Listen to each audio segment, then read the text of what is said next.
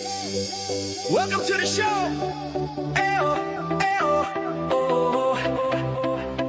Lights come on, we're left tonight. Sportcat shining, feeling right. Brenda's laughing by his side, turning chaos into pride. Headlines roll, but we don't fear.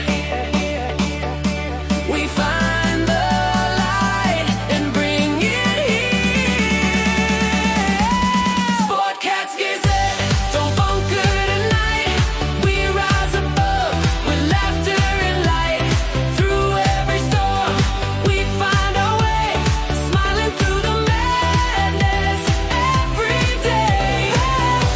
Hey, hey, hey, hey, every day.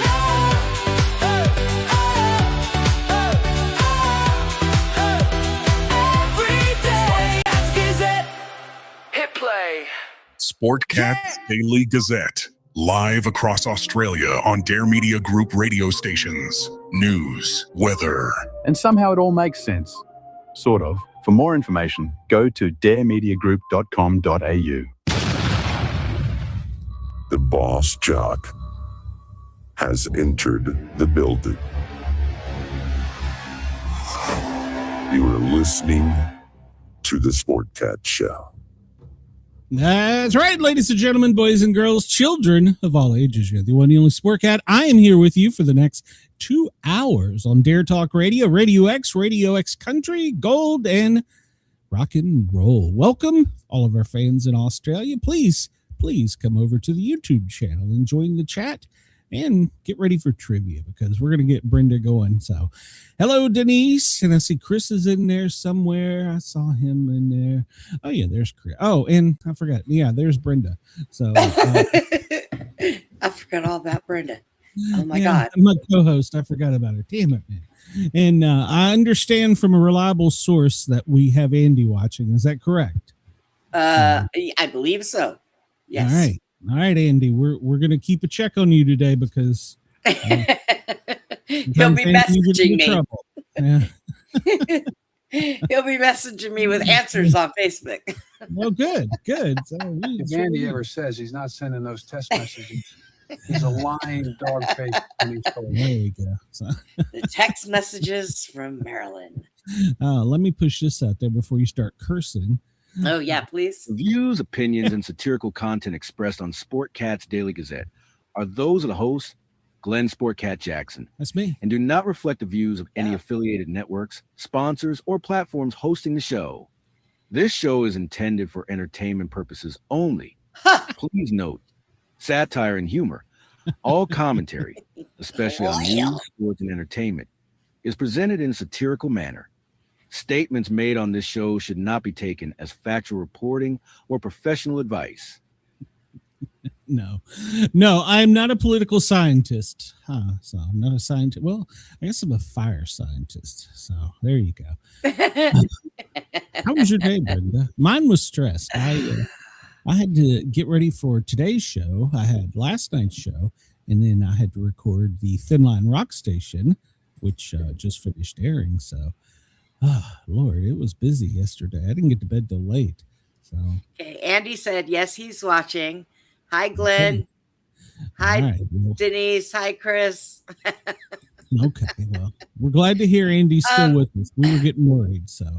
My day was okay. I did a lot of laying down and napping and resting like I'm supposed to be for right now. So Okay. I did get some sleep last night, which was Good, okay. good. And then I went back to sleep again this morning for a little while. And then my dog got pissed off. Denise, Putin bit at me. He snapped at me. Good 'Cause doggy. Good. He did dog. not want to get out of bed. And I was like, dude, you got to get up and go to the bathroom.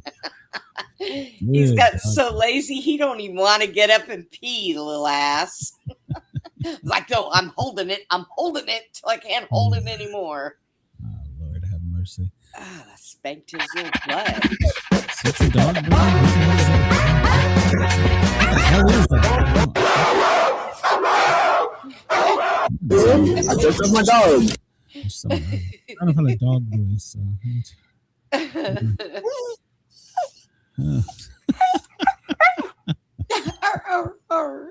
That should be Brenda's dog. Oh my God.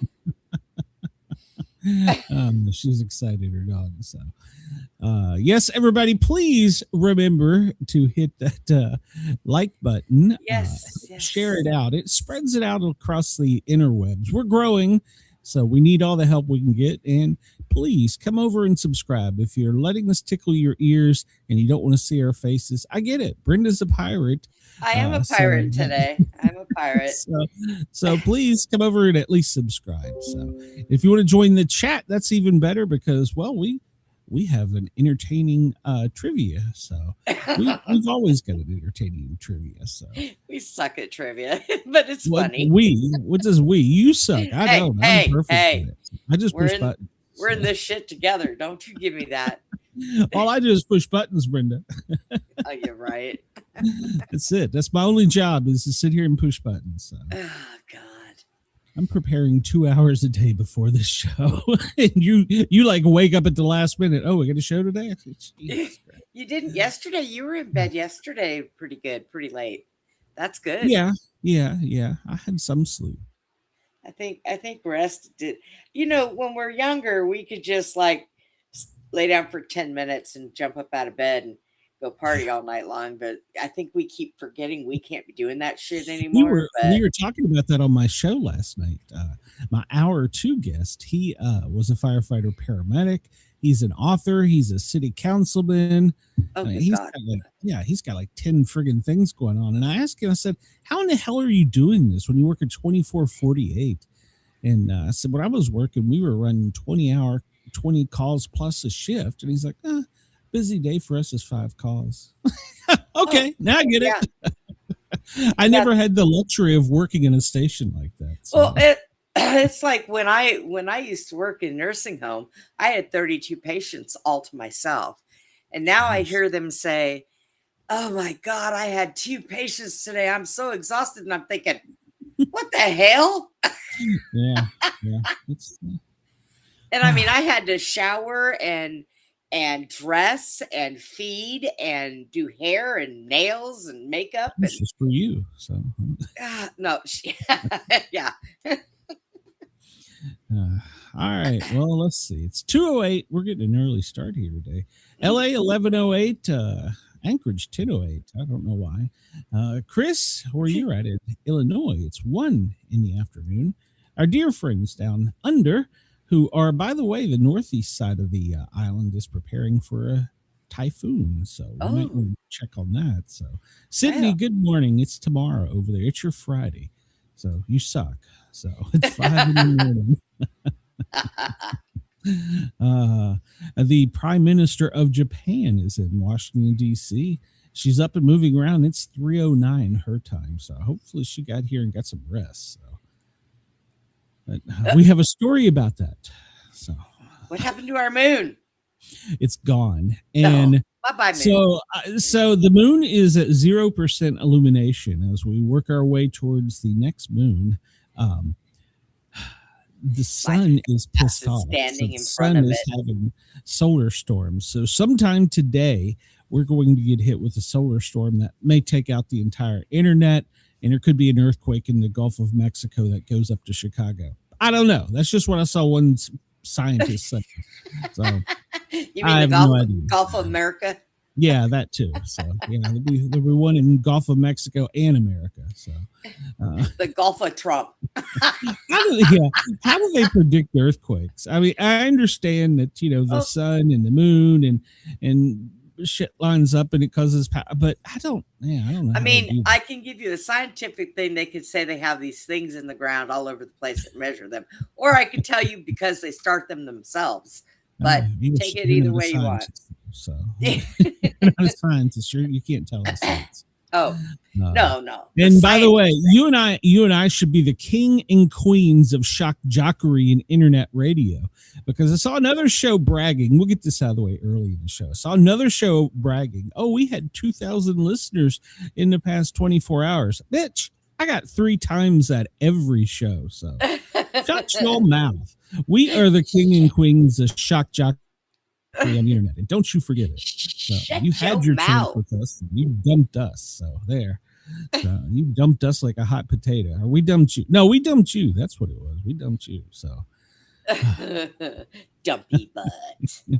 So I don't know if you live in the north, and they said it could be as far down as Tennessee. Go outside tonight and look for the what is it? The Aurora Borealis, I think it's called. Aurora Borealis, yes. Yeah, so you might get some interesting pictures. If you get some good pics, send them to me. My email address is always in the show description. I'd love to see them, and I'll share them with the audience if you give me permission to. So, yeah. So I'm going to go outside and look tonight. So, and hey, look at this. The current moon is only 7 minutes late. I'm sorry, the current sun. So it was 7 minutes late yesterday. It ain't changing its mind. I don't know. Some days it's slower than others. It just does what it wants to. So, what do you think, Brenda? I think we should do a farm animal game. Yes. Here. Let's do farm animals. Farm animals. Do you think it's like that old game where you pull the string and it goes, something goes, or moo? I don't have any of those. Well, I can find one maybe. I don't know. I'm always on the lookout for good trivia. I got an email yesterday that gave me statistics on the show from LinkedIn because we're live over there. In the first 30 to 40 minutes of the show, nobody tunes in. After trivia, they're all in. So I'm wait a minute. Y'all don't want the trivia, but the people on the internet love the trivia. So I can't figure out. That's true. So Andy said he wants to answer some questions too. So Okay. Andy, we're doing farm animals. So you got to be quick on it. That's right. So this is about farm animals. So Turn off the timer. I'm turning the timer off. Yes. Yes, We'll please. start. We will start. We have 20 questions. We have no points so far. So if someone describes themselves as the black sheep of their family, they most likely are an only child. They keep their room the tidiest. They earn the most money in their family. They are considered disreputable. I don't even know what the hell disreputable means. Yeah, I would say it's that one because it's not they keep their room clean, and what was the first one? The only child, keep their room the tidiest, or they make the most money. No, are considered disreputable. So, yeah, I think it's that one. Yeah. All right. Denise agrees with you. So we haven't heard from Andy chime in yet, but we'll assume that Andy's going with that. And that would be correct. A black sheep means a disfavored or disreputable member of the group and dates as least as far back as 1657. Hey, Butch, welcome to the show. Well, now we know what disreputable means. Disreputable. I can't even say it. Question number 2. We got 100 points so far. An effort to give up a habit abruptly is frequently known as going blank. An effort to give up a habit abruptly is frequently known as going blank. Starving mule, shorn sheep, cold turkey, or loosey goosey. Okay, wait. Read it to me one more time. I was reading what Andy said. Okay, an effort to give up a habit abruptly is frequently known as going blank. Starving mule, shorn sheep, cold turkey, or loosey goosey. Andy says cold turkey. I'll go cold turkey too. And Denise says cold turkey. All right, so everybody's in agreement so far. Yep, doing pretty good. The term dates back to 1910 when it was used to describe someone who'd lost $5,000 cold turkey, $5,000 in the sense of losing it outright. Wow. So damn. If you don't lose $5,000, it's not cold turkey. So you better just stop drinking cold turkey. Yeah, stop drinking. Yeah. All right. If someone is getting your goat, what are they doing? If someone is getting your goat, What are they doing? Confusing you, inspiring you, amusing you, or annoying you? Oh, Brenda we is all my know this. old goat. We all know this. I'm his goat. Annoying. Right. Brenda is my goat. Very annoying. So yes. If someone expresses, sometimes the expression specifies the animal as a nanny or goat, a female as opposed to a male billy goat. Either way, it's no fun when someone gets your goat, whatever the gender. So there we go. I don't understand why we had to put sex in there, but okay. All right. 300 points so far. We're on number 4. A tuft of hair growing in a different direction from the rest of a head of hair is known as blank. Oh, I A know what this is. goatee, a cowlick, a hobby horse, or a chicken wire. It A is tuft of hair owl. growing in a different direction from the rest of the head is known as a blank. Goatee, cowlick, hobby horse, chicken wire. And I'm going to say cowlick, and I believe Andy says cowlick. Denise says cowlick. Yeah, we're all cowlick. Everybody's agreeing that Trump is a cowlick. All right. Mother cows lick their newborn calves as part of their maternal bonding process. Cowlicks are said to resemble the result of that process. Butchie would agree. All right. Did I ever tell you about the time that I was stuck in South Dakota and my ex went up to go use the phone to call somebody, and I was playing with the little cows, and it started licking my hand, and then all of a sudden it wrapped its tongue around my wrist and inhaled, and I was stuck there. And my ex walks up to me and goes, "Baby, what are you doing?" I said, "Apparently I'm feeding the cow." And by the time we pulled it out of I pulled my hand out of its mouth, my hand looked like a big old hickey. It was terrible. I'm not even gonna talk about that. That'll get me canceled somewhere, I'm sure. So it inhaled. Yeah, sure. There you go.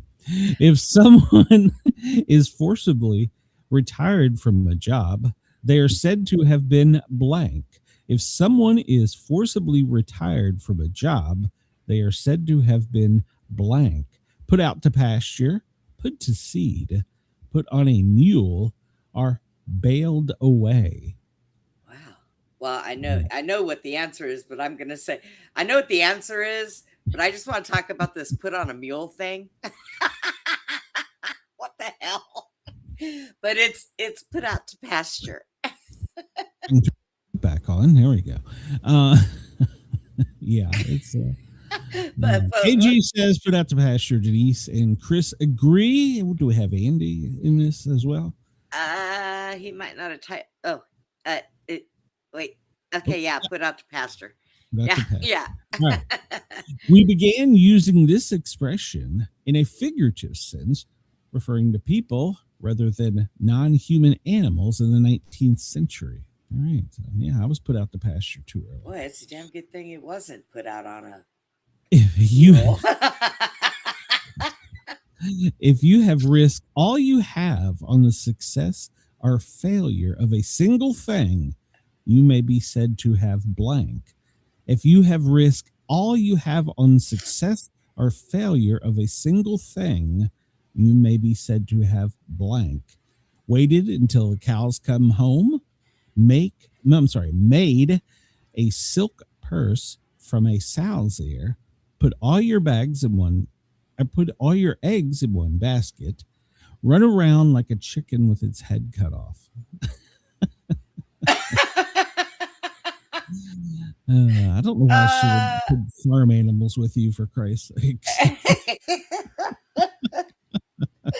Well, So the chat says it's one basket. Put all your eggs in one basket. And Andy said the same thing.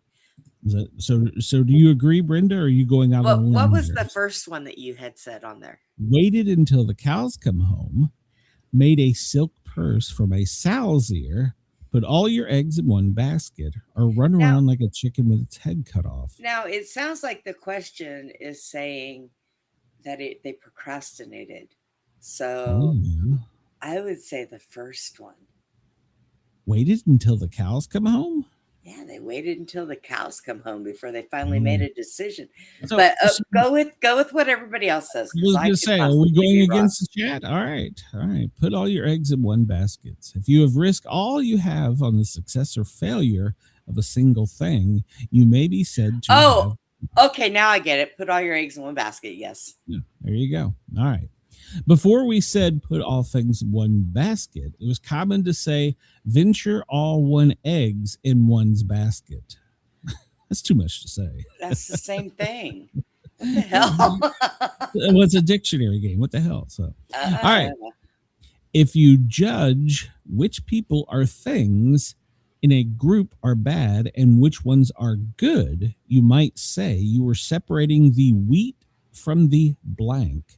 If you judge which people are things in a group are bad and which ones are good, you might say you are separating the wheat from the blank. Grain, berries, whey, are chaff. Chris wants to know if you're taking the same quiz. No. She's a little slow, Chris. I'm taking my own. It's in my head. So the voices in her head are giving her a total different game. That's Yeah, what makes it voices so in my fun. head. So, Shit. Y'all shut up in there. if you judge which people I are think- things in I a think group it's are bad and which are good, you might say you were separating the wheat from the blank. The wheat from the grain, I think. Oh, you say grain, and the Denise and Chris say chaff. Oh, well, maybe it is. I don't know.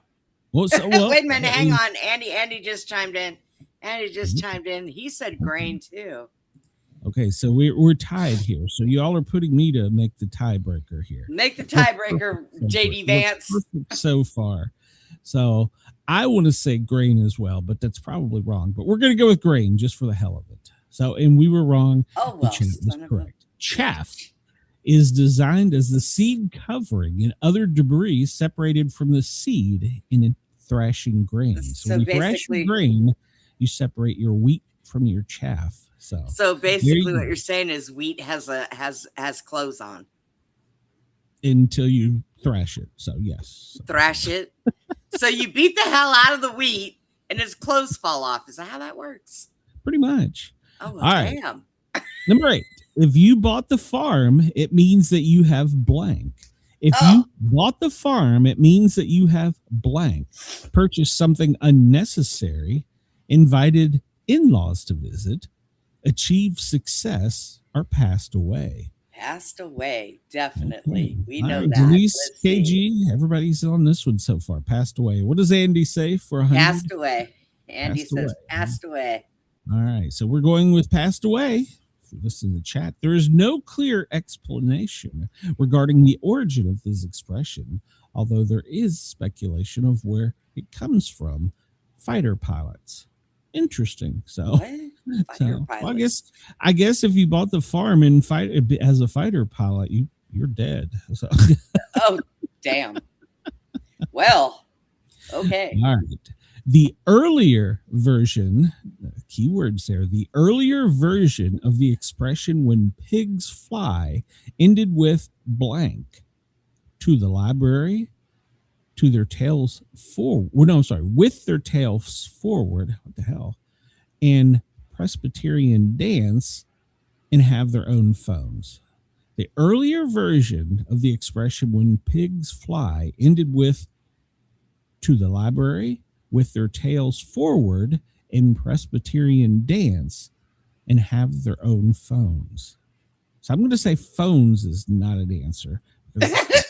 Earlier, so it's not that one. What about the tail thing? With their tails forward. Tails. I don't know. When pigs fly, with their ended with their tails forward. Oh, wait. I don't think it's a Andy library. chimed in. With their Okay. tail. Andy says with their tails forward. Okay, so is that what we're going with? And With the Denise tails says tails forward. Okay. All right. So we're going tails forward. And we are correct. The version of the Yay. expression is not often found after the 17th century. So there you go. After the 17th century, we ditched the pig's tail. So number 10, the idiom for engaging in a period of youthful promiscuity is sewing one's blank. The idiom for engaging in a period of youthful promiscuity, if you were a whore, is sewing one's blank. Promiscuity is the idiom for engaging in a period of youthful promiscuity is sewing one's blank. Wild oats, nuts and berries, poppy seeds are that devil corn. Wild oats. And Andy says wild oats. I say wild oats. Everybody's saying wild oats. Sowing one's wild oats has been used for this purpose since the promiscuous whore. I couldn't pronounce it, so we just came up with a new one. Oh my A God. farewell. I'm good the first time, and then I get tongue-tied after that. A farewell appearance or final act can be described as blank. A farewell appearance or final act can be described as blank. Quail dive, chicken dance, swan song, or duck parade. Oh, I have no clue on this one. It says all he remembers is flow for malice when pigs fly. Everybody's saying swan song. Swan song. A farewell appearance or final act can be described as blank. And everybody says swan song. So we'll go with swan song. And they are correct. Swans don't sing. At most, they trumpet and whistle. And in the case of mute swans, they only hiss and snort. According to the ancient legend, swans sing one beautiful song just before they die. Oh, there we go. Aww. You know. Go hug know. a swan today. If I ever hear a swan singing, I'm going to coddle it and say it's okay. It's okay. Go to the light. Go to the light. Which of these terms originates from the behaviors of hens? Which of these terms originates from the behavior of hens? Feather duster, a wing and a prayer, pecking order, or deviled egg? Which of these terms originates from the behavior of hens? Feather duster, a wing and a prayer, pecking order, or deviled egg? Pecking order. Okay, yeah, I agree. Let's see if everybody else is in agreement here. Has Andy chimed in yet? No, but Denise says pecking order also. Pecking order. So let's see. Chris says it's sad to finally sing one. Your life just ends. It's disappointing. damn, One Chris. song. That's all I got. One song. I'm out. Andy says pecking order too. All right. So go with pecking order. Which of these terms originates from the behavior of hens? Pecking order. It's a term for a social hierarchy. Hens peck other hens of lower social standing without fear of retaliation, and likewise submit to getting pecked by those of a higher standing. How the hell do chickens have a hierarchy? I don't know, but I would turn that into a feather duster, but you know, well, I mean, I guess if you think about it in truth, chickens and birds in general come from the original dinosaurs. So maybe, I don't know. God, you. All right, here we go. What term for a look or glance is thought to have derived from an animal-like appearance of a person's stretching their neck? What term for a look or glance is thought to be derived from an animal like an appearance of a person stretching their neck? A leer, a gaze, an ogle, or a gander? What Andy term says, for a looking or glance is thought to be derived from the animal-like appearance of a person stretching their neck? Now, Andy says leer, but I think it's gander. I think gander too. I'm not 100%. Of course, the ghetto in me came out right away, and I was like, "Oh, that's one look." but that's not an answer. So you know the term one look means, don't you? I thought maybe it was going to be like rubberneck or some shit like that, but okay. All right, so we're going with gander. Is that correct? Yeah, let's go with gander. Okay, so we're putting Andy out on a limb here. So, and Andy was wrong. It is a gander. Oh. Next time you stretch your neck to take a gander at something, consider that you might resemble an adult male goose, also known as a gander. Okay. Chris, you're an adult male goose. You're gandering. Just don't sing one song. You'll be dead. So. Don't sing. Which of these occasions would be a proper time to shout horse feathers? Which of these occasions would be a proper time to shout horse feathers? Don't know that I've ever yelled that. When you hear someone sneeze, when someone holds a door open for you, I'm going to use that in the ghetto. After eating something very spicy, when a person says something disagreeable. So when do you shout horse? Okay. When someone sneezes, when they hold the door open for you, after you eat something spicy, or if somebody says something disagreeable. Okay, see, I have no idea because I ain't never used that before nor heard anybody use it. I really don't know. Rednecks ever come out. Andy says disagreeable, so let's see. I think so. I think it's disagreeable. And Denise says disagreeable. Okay. Colonel Potter's a mash shield when he disagrees. That's right, Chris. I forgot about that. Man, Chris is good at that. You don't need to be a farmer to know horses don't have feathers. Horse feathers is a term used to call out nonsense, similar to balderdash, otherwise known as bullshit. So, what is the correct version of the popular idiom? Okay, so this is the correct one. Which is the correct one? A hard road to hew, a hard road to hoe, a hard road to hew. That's twice. A hard road to hew or a hard road to hoe. So there's only two. Okay, so a hard road to hew or a hard road to hoe. They should just put two buttons up there. I know. Is the correct version of the popular idiom a hard road to hew or it's a hard road to hoe? Hoe. Oh. Yeah, I agree. But I don't know why there's four of them. This is tricking me. Do I push? Which one do I push? Top one or the bottom one? Oh, I'm afraid. I'm going to push the top one. There we go. The expression refers to using a hoe, which is a tool with a flat, thin blade with a long hold handle. Holy crap, I screwed that up. A tool with a thin, flat blade on a long handle to plant a row of crops. So it's a hard road to hoe. So it's can I tell you the truth? No, I really wasn't guessing. I wasn't guessing. I was just saying hoe because but okay. What does poke refer to in the expression pig in a poke? What does a poke refer to in the expression pig in a poke? Bag, mud pit, state of difficulty, or stable. What does the poke refer to in the expression pig in a poke? A bag, a mud pit, state of difficulty, or stable. Ooh, Brenda is thinking about this. Yeah, can you smell my brain burning?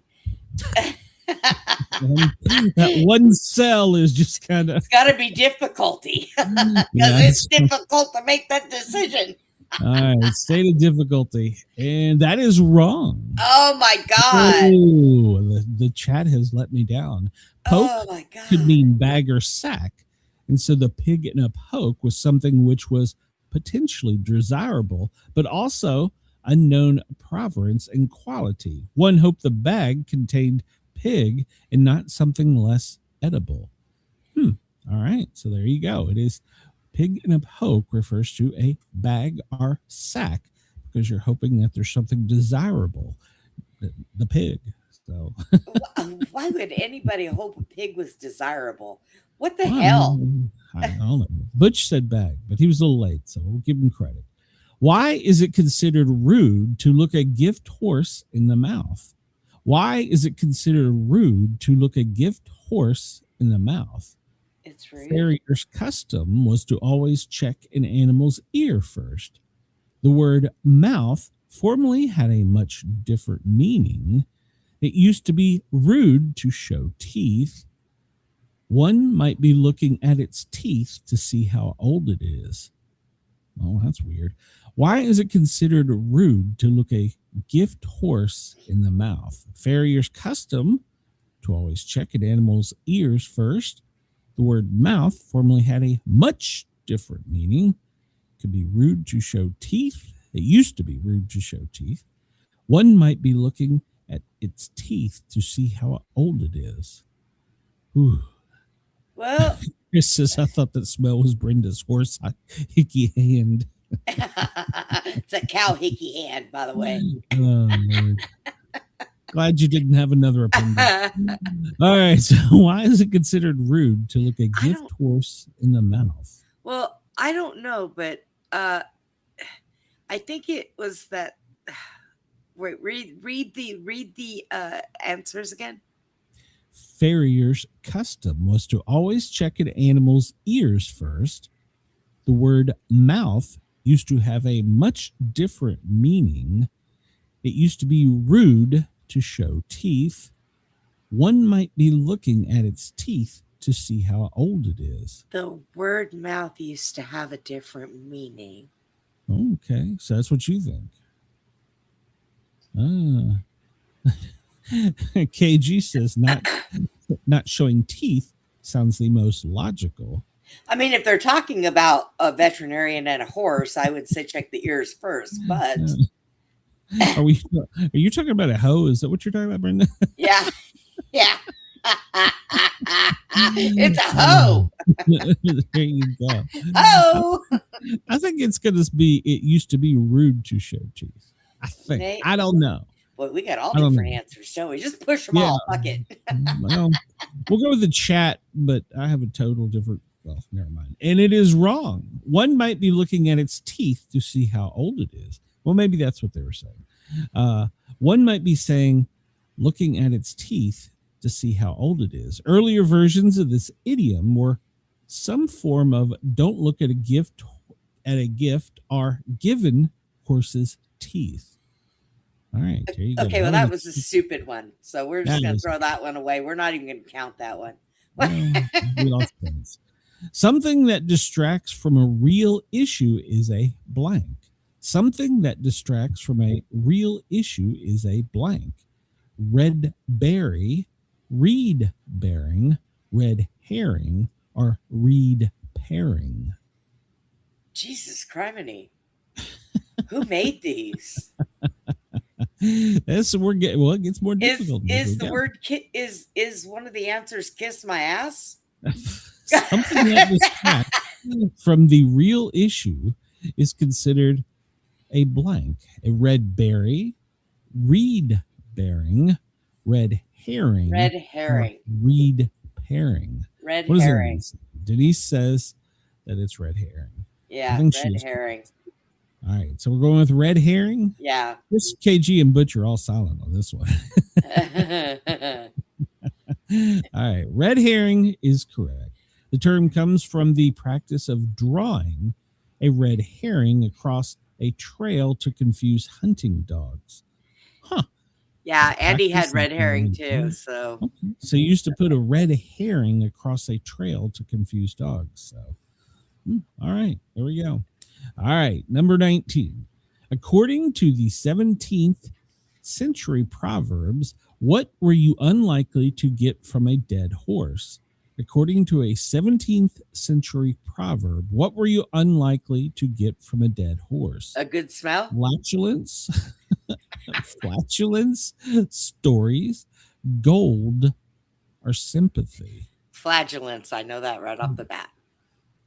Really? Okay. So I guess so. I don't know, but they do shit after they die. I'm just saying. Denise, bail me out, please, for God's sake. Bail me out. She said stories. So in 17th century we'll go with- proverbs, We'll go with what were you Denise's unlikely answer. to get from a dead horse? Stories. All right, we're gonna go with stories. Andy said stories. And it was too, so- flatulence. For God's sake, it was flatulence. I was right. I've never heard that in my entire life. So, you know. 17th century proverbs. What were you unlikely to get from a dead horse? Flatulence. Yeah. Before we had the expression beat a dead horse, there were others using the deceased animal, such as free as a dead horse is of farts. And I'm more confused by how you knew that than anything. I've had horses. Oh my God. Oh, no. I don't want to hear this story. So stop. You'll get us canceled. In the 18th century, a barn burner, often referred to blank, a group of farmer who burned barns as an act of protest, a popular brand of cheap whiskey, one of two competing factions in the New York State Democrat Party, a now extinct variety of barn owl. In the 18th century, a barn burner often referred to a group of farmers who burned barns as an act of protest, a popular brand of cheap whiskey, one of two competing factions in the New York State Democrat Party, a now extinct barn owl. Well, you know, I want to go with the Democrat Party, but Jesus God. I'll barn go with burner. the owl. You're gonna go with the owl. Okay. We're gonna wait on the chat because Cheap Denise whiskey. thinks everybody's all over the place on this one. A barn burner in the 18th century. I'm gonna say it's a protest because if you burn your barn, you would never burn your barn if you were a farmer. Even if you were a protester, you wouldn't burn your own barn. Oh, come on now. Look at Minnesota. Look at all these places. So Is there another slot up there for a retard? I don't know. Can we get 50-50 phone a friend? All right. Yeah, so, I know, right? Can I phone a friend? All right. So I'm going to leave the entire thing in your hands. You in the chat decide. Son of a bitch. Oh, in my the God. 18th century, a barn burner is often referred to blank, a group of farmers who burned barns as an act of protest, a popular brand of cheap whiskey, one of two competing factions in the New York State Democratic Party, are a now extinct variety of barn owl. Okay, Andy and I say whiskey. Okay. So, and Denise, she's kind of not sure, and KG says it could be one or two. So, We'll go with the whiskey. all right, we're going to go with cheap whiskey, a popular brand of cheap whiskey. You were wrong. Oh, It was one of two competing factions in the New York State Democratic Party. oh my God. In the 18th century, barn burners were in opposition to another political faction You know, known as the Hunkers. Today, barn burners means one that arouses much interest or excitement. you know, we could have You went with that. see that me going into Cotton Eye Joe's and go, baby, you're a barn burner. Cotton Eye Joe. You know, we could have said the Democratic Party thing, but then people would have been mad at us for saying that. Look, so that's why I steered away from it, because that was my first instinct. Well, you would have been right 2 out of 3. So I don't know what we're gonna. Yeah, see, but now I'm stuck with going into a bar and looking at the baby and going, baby, you're a barn burner. I've been married a long time ago. There you go. See, that's what I do. I get a Cotton Eye Joe, and that'll be me. Hey, baby, come here. So,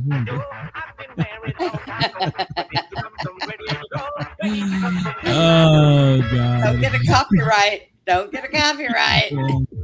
Yeah, there we go. We'll stop that nonsense. But I've never heard that in terms of saying something I that haven't. arouses interest or excitement. Yeah, So, whatever. I don't think I'm going to go into a bar and Arise interest.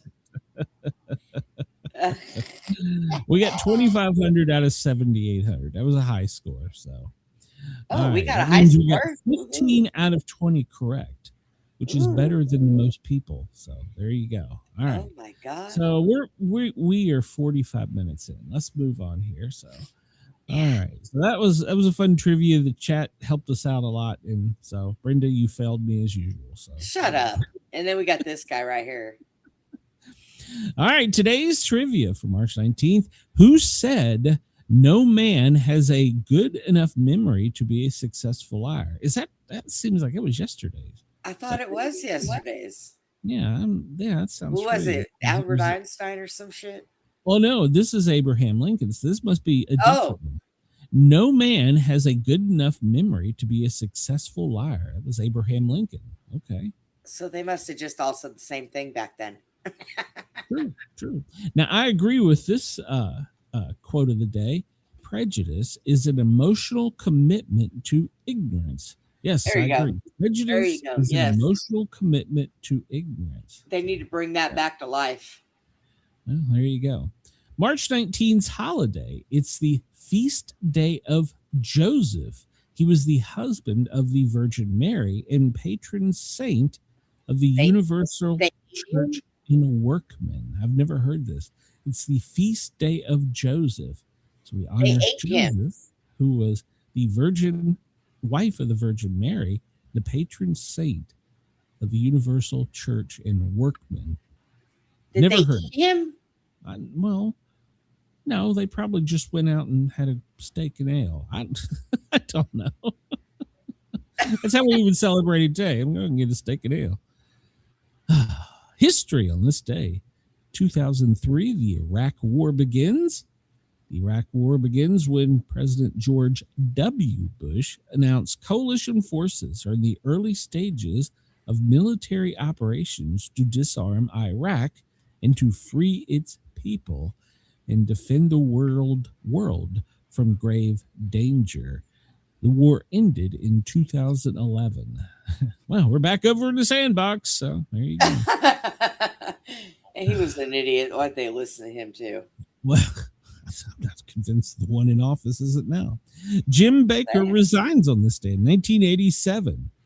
Evangelist leader of PTL, Jim Bakker, resigns his ministry after accusations of $279,000 of church money to pay for the silence of a church secretary who alleged Bakker and Pastor John Wesley Fletcher drugged and raped her. He didn't resign. He went to prison. And he was later convicted of defrauding his followers of $158 million, for which he served 4.5 years in prison from 89 to 94. So in the 1996 book, I Was Wrong, he admitted that the first time he actually read the Bible all the way through, he was in prison and realized that he had taken passages out of context to support his prosperity theology. 2003, he returned to evangelism on TV and began broadcasting the Jim Bakker Show with his second wife, Lori. His new ministry embraces apocalypticism and sells buckets of freeze-dried food in preparation for the end of the days. So basically, all he learned is get a new wife and let's do this shit again. So. I can do it without getting caught. I know better now. How do all these people on TV have so many hoes? I mean, there's one coming out. There's a hoe in every area code. Well, I mean, they're now saying, and I've been avoiding the headlines, but they're saying Bob Bakker. You know who he was. Yeah. They're now saying he was a hoe, and he used to tell his staff that they were going to be putting out or they were going to be leaving. So, it's like, what? What? So, yeah. I don't know. Amos and Andy. This day in 1928. Hi, Rich Fields here. Hi, and Rich. come on down. It's time for the Sportcat Show. That used to be Bob Barker's when the Viagra would kick in. They would play that. So. Amos and Andy. This day in 1928, the long-running radio comedy Amos and Andy debuts on radio. It was written and starred Freeman Gosden and Charles Corral, two white actors portraying black actors. It was the first U.S. syndicated radio program and ran until 1960. A TV version starring black actors ran from 51 to 53. I did not know that. I knew it was a radio show. I didn't know they were white. I mean, that's not a cure, but wouldn't that be like blackface? I don't know. I don't know why they separate everything in color and why they have. I don't know. It's ignorance. Remember we talked about that. Yeah, it is. All right. This day in 1918. Yes, Chris. Oh I agree. That's what I was saying. Those two white guys will be canceled. This day in 1918, the first national U.S. daylight savings times is passed by Congress. Germany and its allies had begun using it in 1916, as had the United Kingdom. The U.S. repealed the DST time in 1919, but a few cities, including New York City, retained DST locally. DST was reinstated during WW2. After the war, its use varied among states and localities until 1966, when the Uniform Time Act of 1966 provided standardization of DST in the U.S. So basically, Congress is the one telling us what time it is.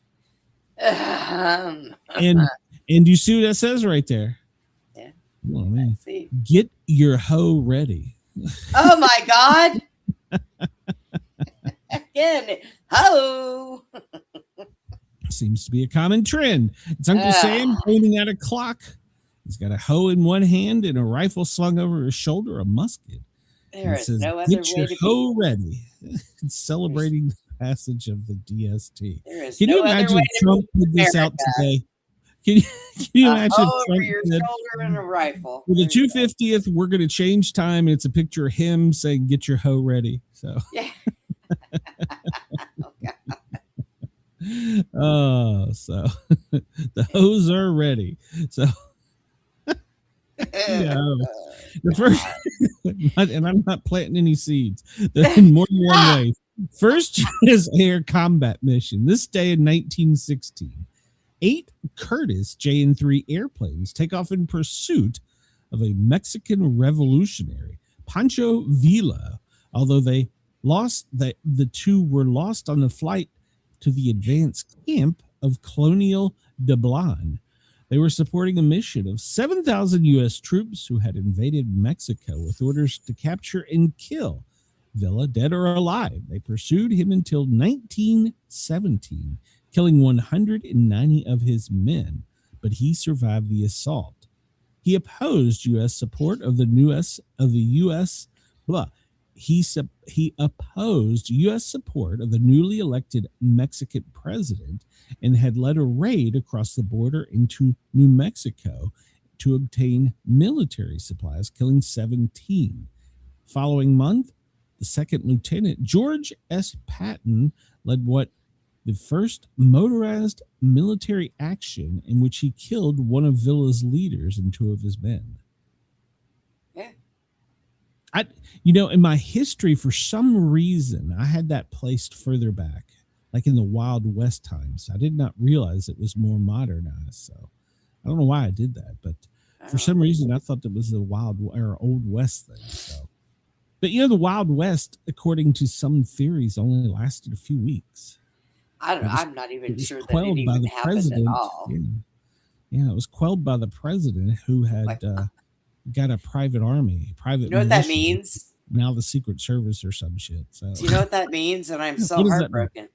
That means that Little House on the Prairie was nothing but a lie. Could be.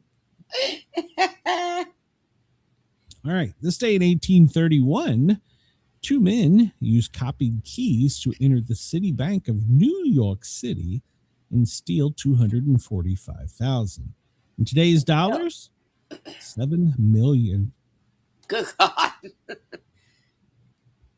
They were Dang. eventually arrested and sentenced to 5 years hard labor. So they finally caught them. Can you imagine today if you just did that? Whew. Well, I'm it taking happens. that $7 million and been living high on the hog somewhere. You could buy an island in a hoe. Yeah. 1787, March 19th, 1787. New York State grants John Fitch the sole right to make and use steamboats. He would make his first steamboat ride down the Delaware River 5 months later on his ship Perseverance. In 1798, New York would take away these rights and give them to Robert Livingston. Oh, there you go. You could only have a steamboat if New York City told you so. Oh. This day in 1991, the fingernails of Sridhar Chahila's left hand are measured to have a combined length of 181 inches. It is a Guinness World Record. 181 inches. How the hell do you hold your hand with that? You know what? I have long nails, and I'm here to tell you something. I have to keep them cut back because you can't wipe your ass. You poke yourself in the butthole. I mean, that's not even cool. Oh, the hell?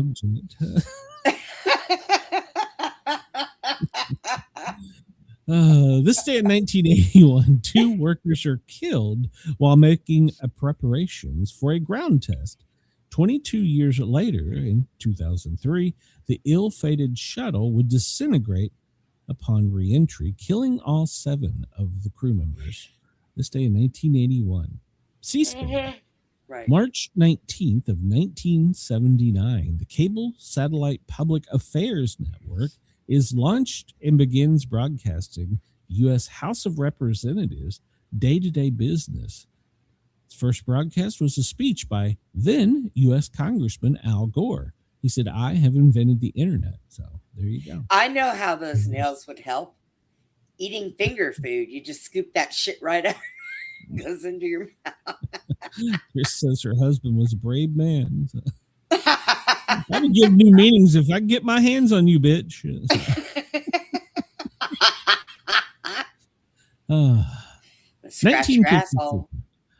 1954, Joe Giardello knocks out Willie Troy at Madison Square Garden. That was broadcast by WNBT. It was the first broadcast of a prize fight on TV. The first color TV broadcast of a prize fight on TV. 1953. Wake up, first TV broadcast. I'm trying. I've had enough caffeine, I think. The first TV broadcast of the Academy Awards was this day in 1953.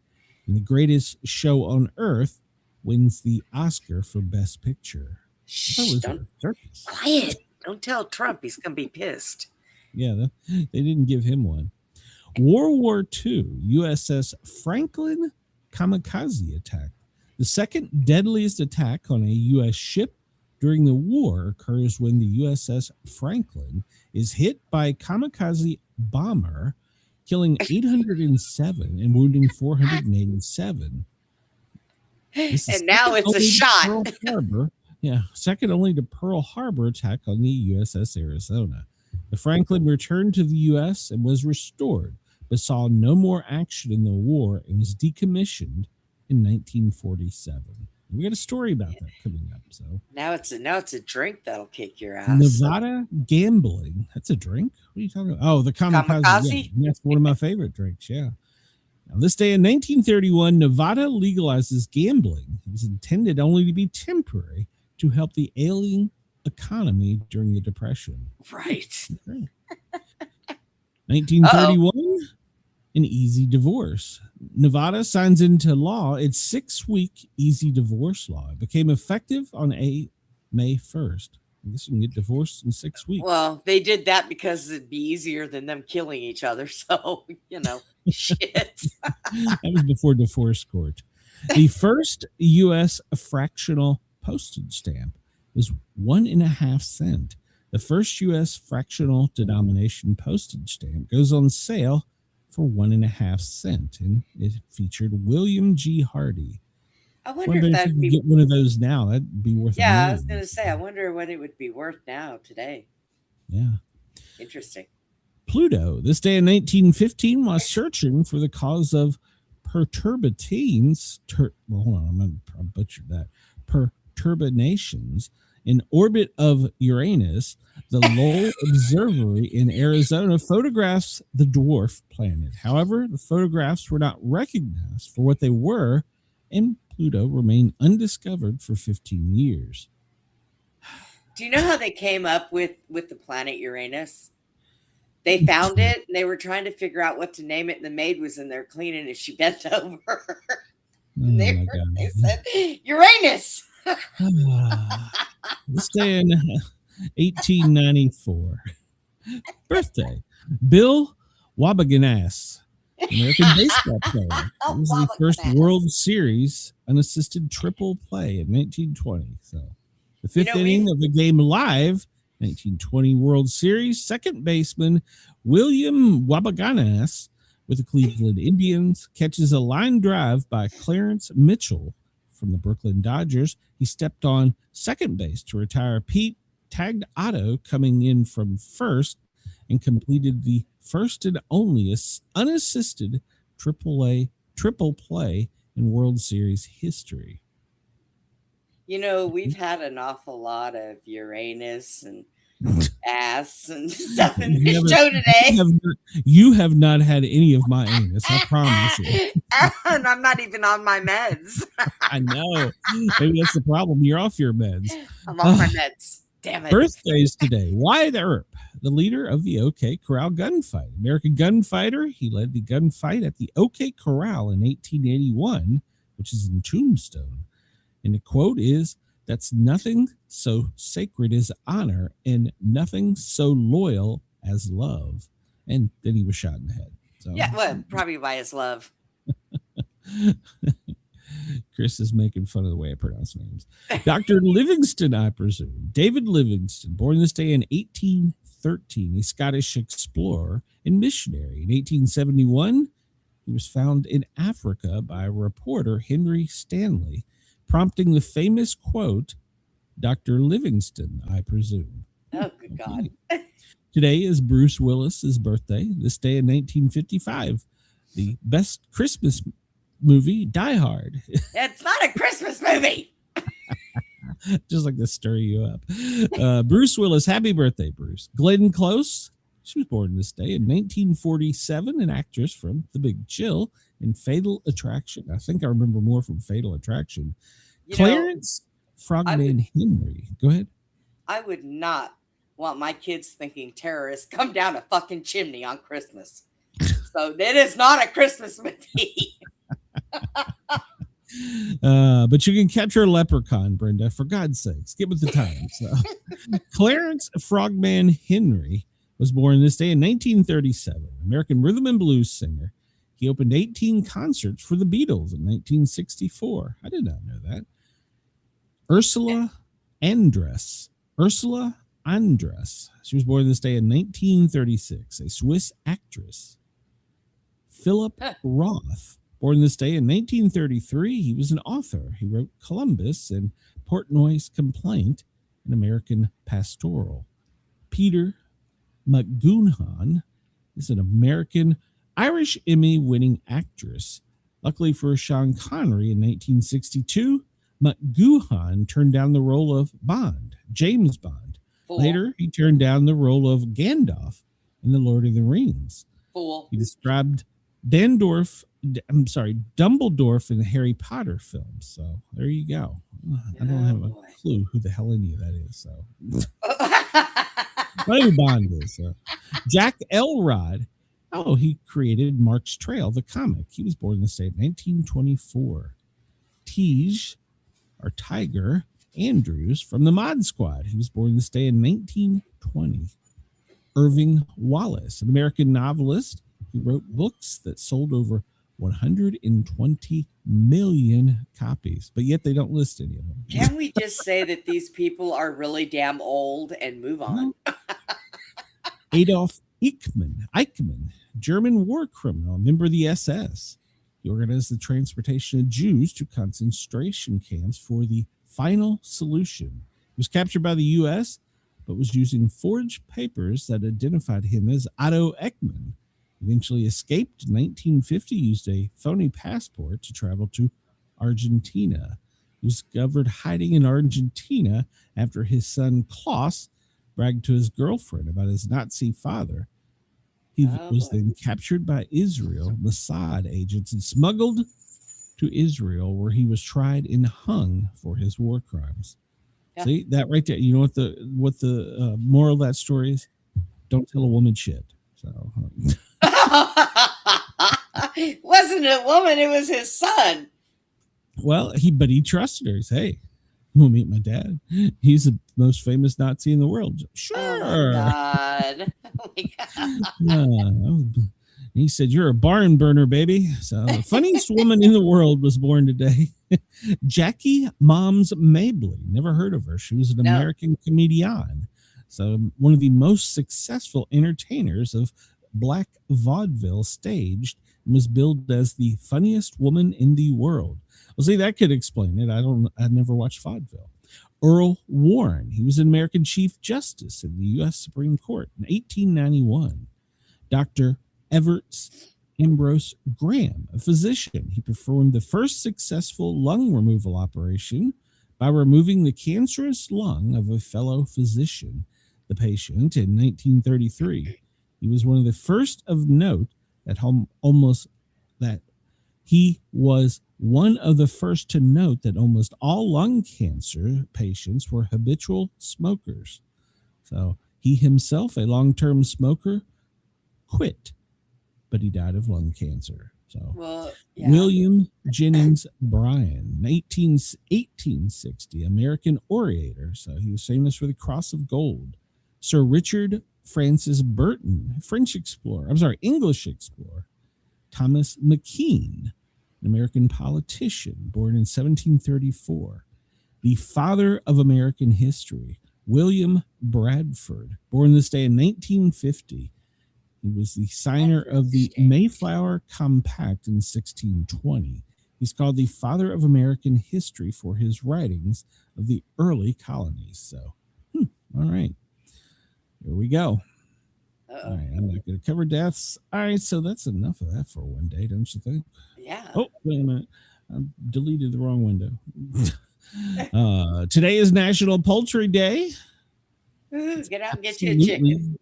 It's Absolutely Incredible Day for Absolutely Kids Incredible Day, Certified Nurses Day, Companies That Cure Day, International Clients Day, International Read to Me Day, National Automatic Door Day. How the hell does an automatic door get a day?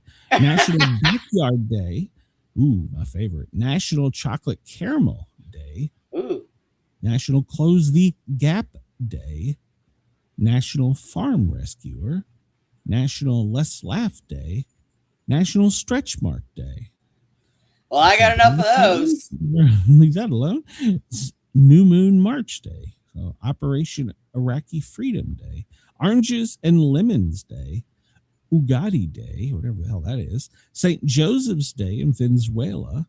So, all right, let's see. Move on here. We got anything else interesting? No, we're going to do that. And we're not going to do that. We're running out of time. So, Farm Rescuer Day. Let's see. We got all the rest of them, right?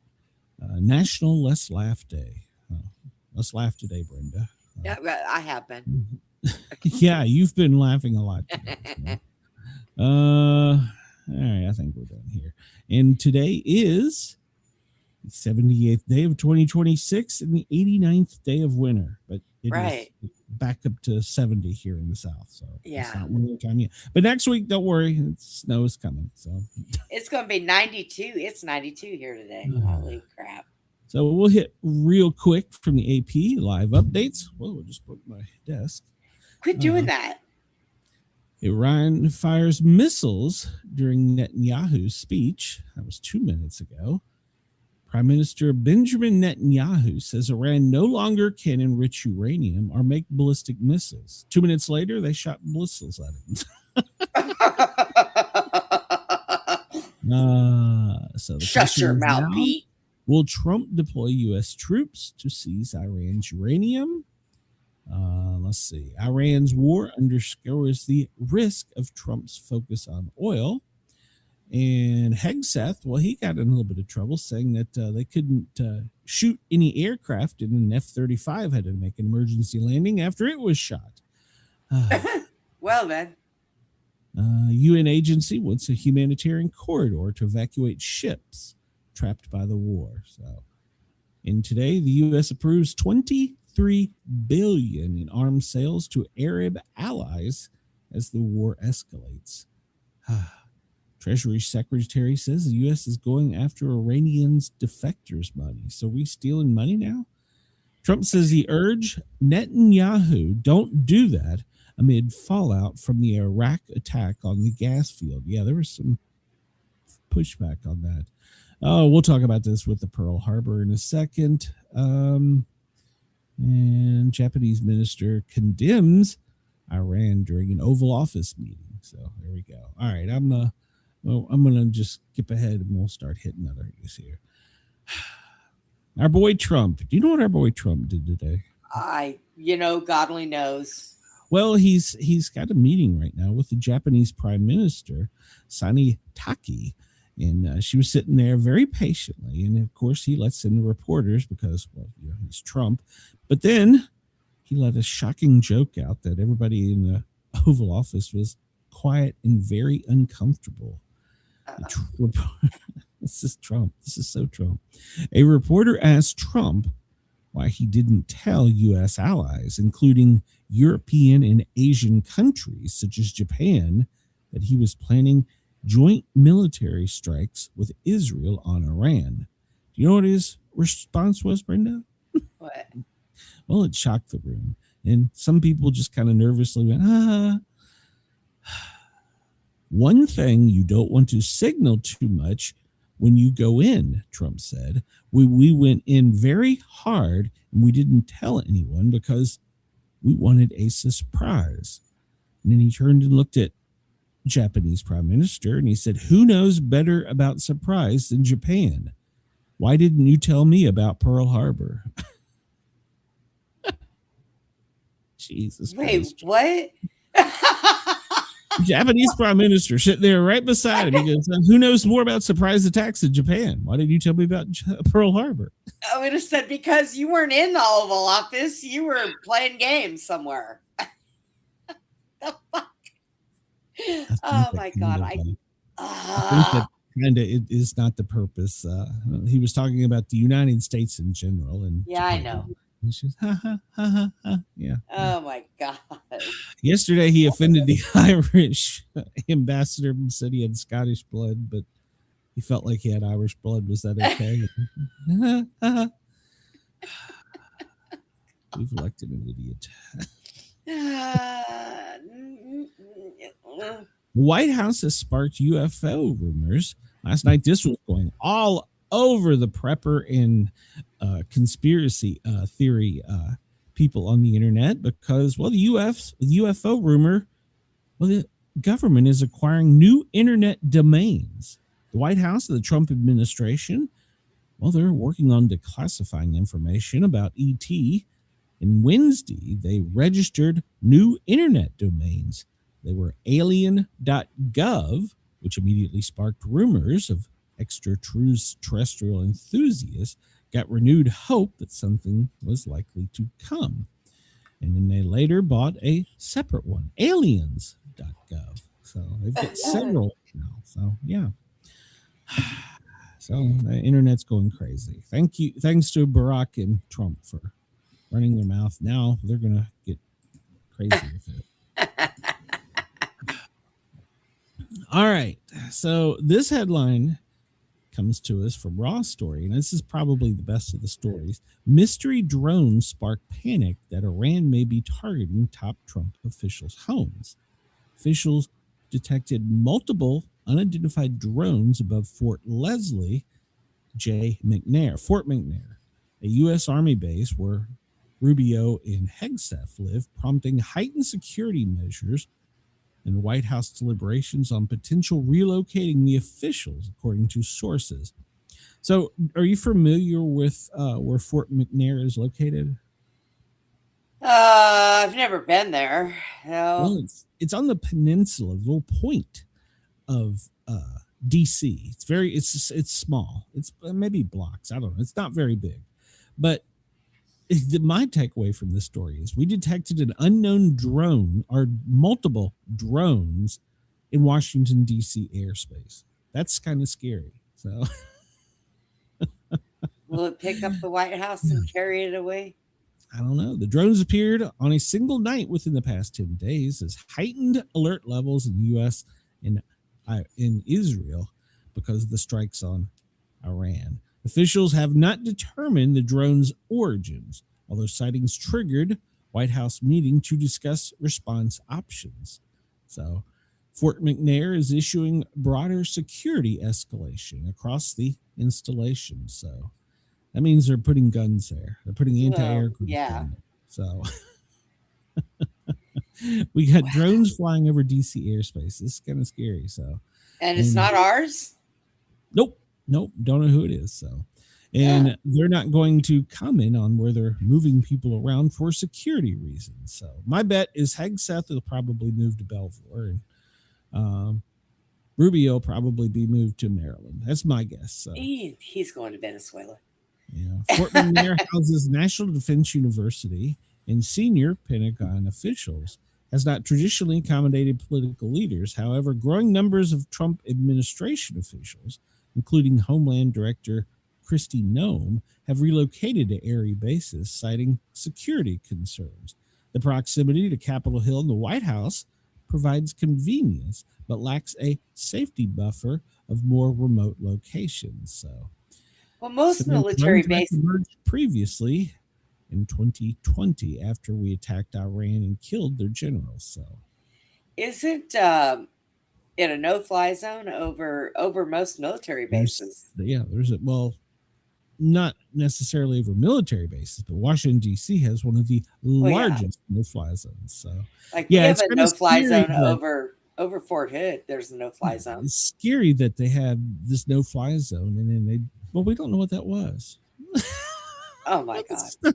That's not the answer we wanted, but we're getting fired. We're getting a lot of that from this administration. So the Gerald Ford, we talked about this yesterday. This story is getting more and more, and when the ship comes to port, I'm going to bet that we learn a lot of details. But they're sending people out there in merchandise, equipment. They're sending all kinds of things out there. I believe they're going to secure this crew.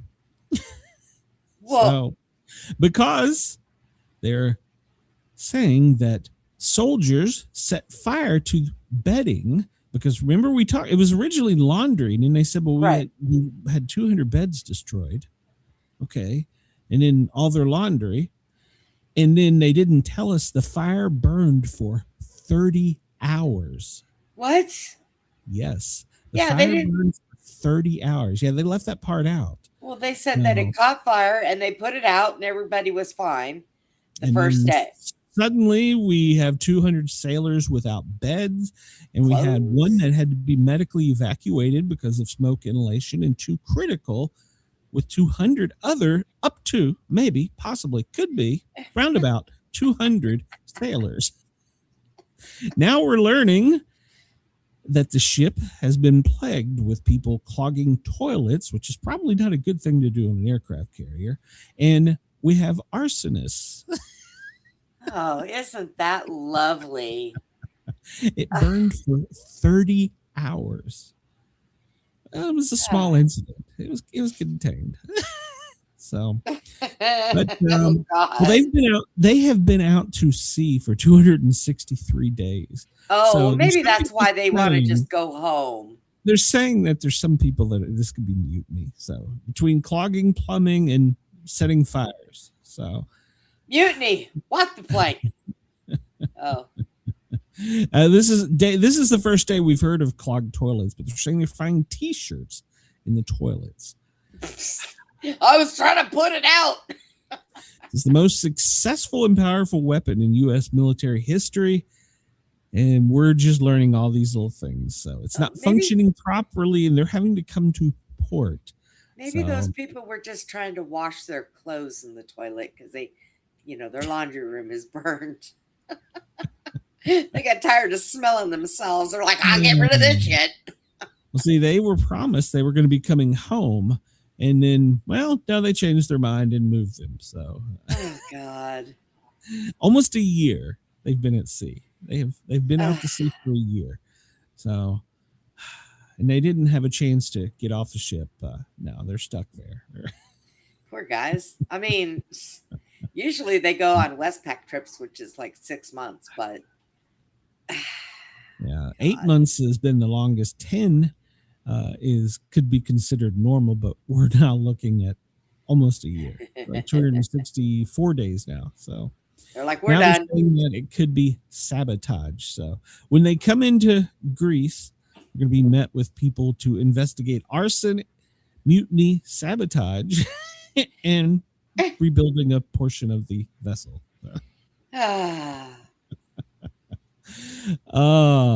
So I'm sure that NCI, was it a National Criminal Investigation? NCI says, NCIS.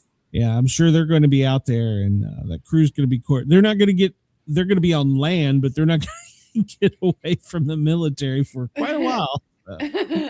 They won't be flying home. They're going to be stuck there on port. Oh boy.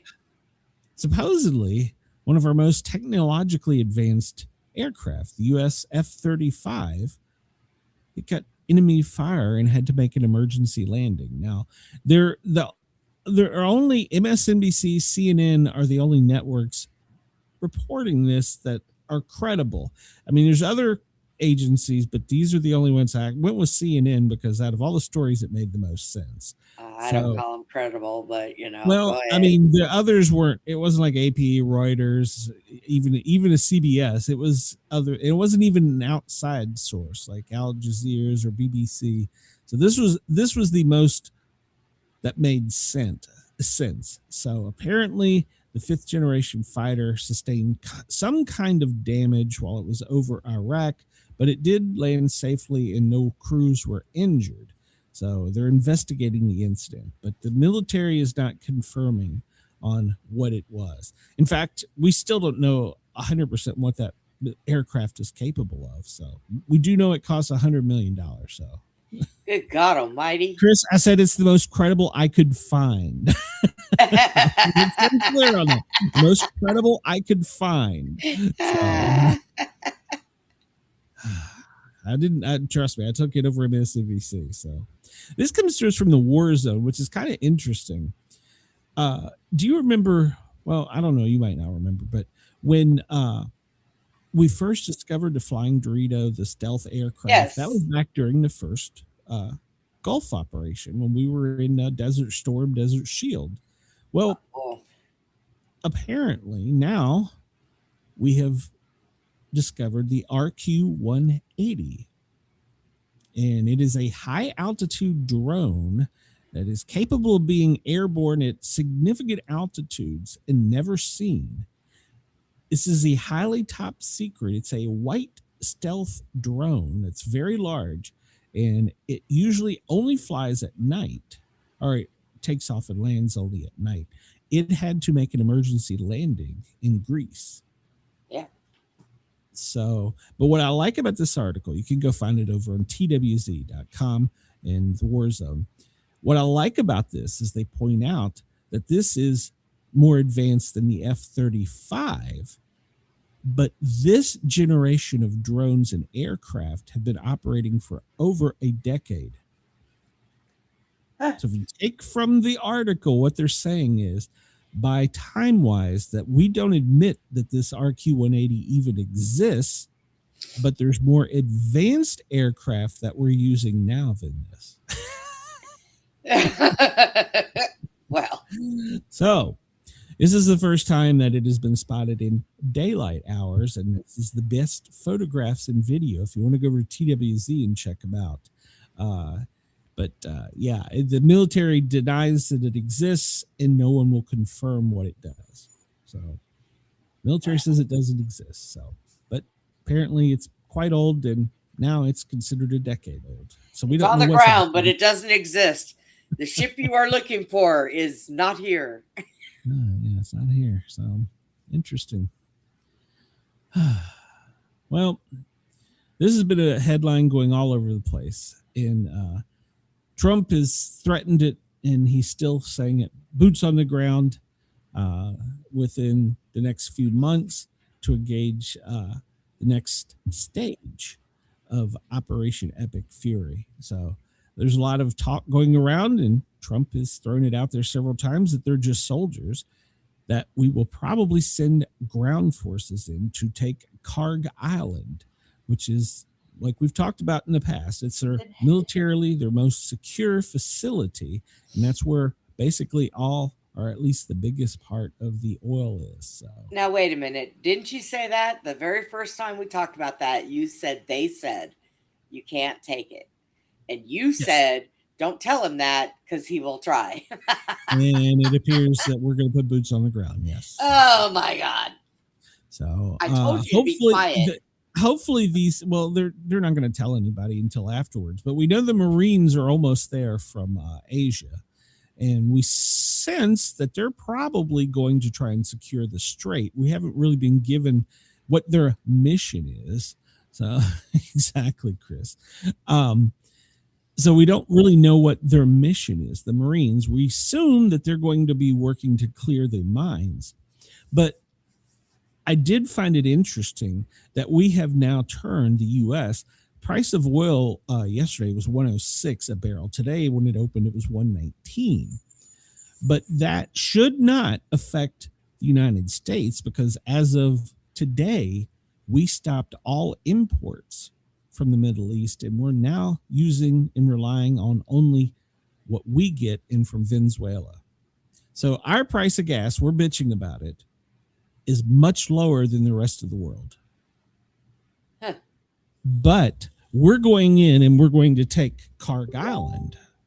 See, this doesn't make a whole lot of sense. We're going in to take it, but we don't need it. Huh. 90% of the world gets their oil from here, but we don't, as of within the past week, need it. We can totally rely on us in Venezuela. That's why you're going to start seeing our prices drop and the world prices going through the roof.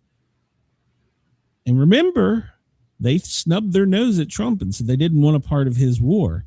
So if we're deploying boots on the ground and we're going to take this island, are we going to give it to them to stabilize the world economy?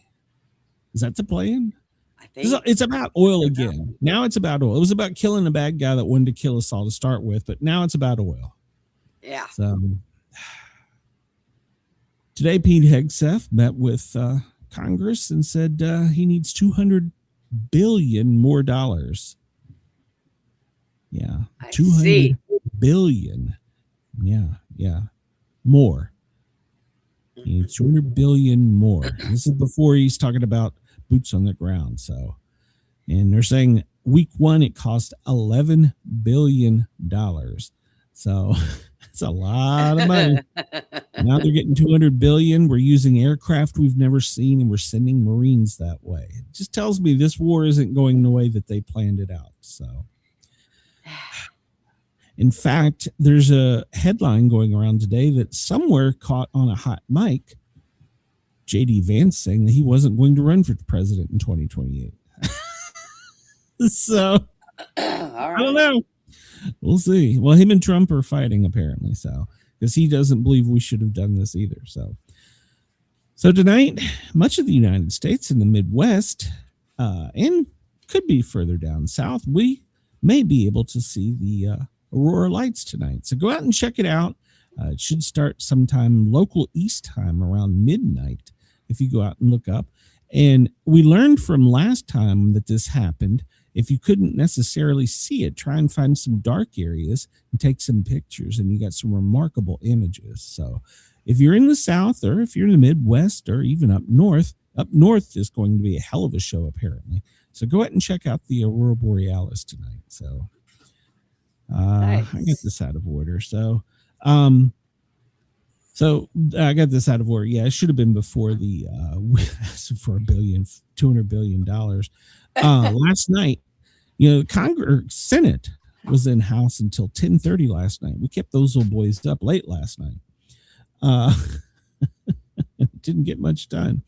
And they are pissed at Fetterman. Fetterman crossed the aisle and got it approved that Trump could go ahead with his war. So war power resolution is Trump's now. And it was because Fetterman crossed the aisle. Rand Paul went the other way. So that figures. Yeah. So Fetterman crossed the line. Rand Paul went the other way. So Schumer, well, he just stood up there and pounded his fist on the desk. So that's what he's good at. But see, this is what I love. He is using this whole Americans are now paying $3.80 at the pump. He's right. That's average across the United States. But what he doesn't tell you is within the past week and up until today, we're changing and relying only on our oil. So that's going to start dropping, according to analysis from people that are much smarter than me. So we're going to be paying a lot less for oil than the rest of the world, or for gas than the rest of the world here in the United States. I don't know. We'll see. It may just be, hell, they put out stuff that we don't understand all the time. Like, well, we may have 200 sailors injured. Maybe. Well, it's the price might be right around $3, I think, maybe. We don't know. Could give or take. Give or take. We talked about this yesterday with local police. Remember we talking? They were using it for flash mobs and whatever they call them. The kids call it twerkings. And where they basically where a bunch of people show up and either close off interstates or Atlanta yesterday. There was a huge, I'm going to restrain from what I want to say, a huge presence of young figures that just showed up at a mall and started doing whatever the hell they wanted. And police weren't able to contain it because there was too many of them. So some agencies have been buying location data and information, and that's not being widely reported. But now they're saying, well, the FBI is doing it as well. So in other words, they're using our data and buying it. They can't get us criminally. Then they can get a warrant and do other things, but they can come after us civilly. So this is kind of a new thing. And, so far the courts have allowed it since they're, quote, buying it. So in other words, people are buying your texts. People are buying your Google location, your Snapchat, your whatever's. People are buying it, and that's okay. But you got to get a warrant if you want to put me in jail. I don't know how I feel about this. I really don't know how I feel about it. It starts at home, people. Well, control your children. It's a brave new world we're in, because used to they had to get, like, for instance, when I first started working 911, if we got a call, the caller didn't know where they were, man, we had to wake up somebody. We had to get permission. They had to get a judge or a magistrate. It was like a big deal. Now it's like push a button at 911. They know where you are instantly. Well, your data is also comprised in that. And so now they're selling your data. And a lot of Americans got into this habit of going, well, I'm not doing anything wrong, so what does it matter? And so we've gotten very lax with our security because of, quote, safety. So I don't know. I don't know how I feel about this. I mean, I understand why police departments are doing it when they have these things occur, and they're doing it like a spring breaks and stuff like that. But now we're finding out the FBI is just buying it. So we're not going to get it. We're not going to get it illegally like the CIA does. We're just going to buy the shit.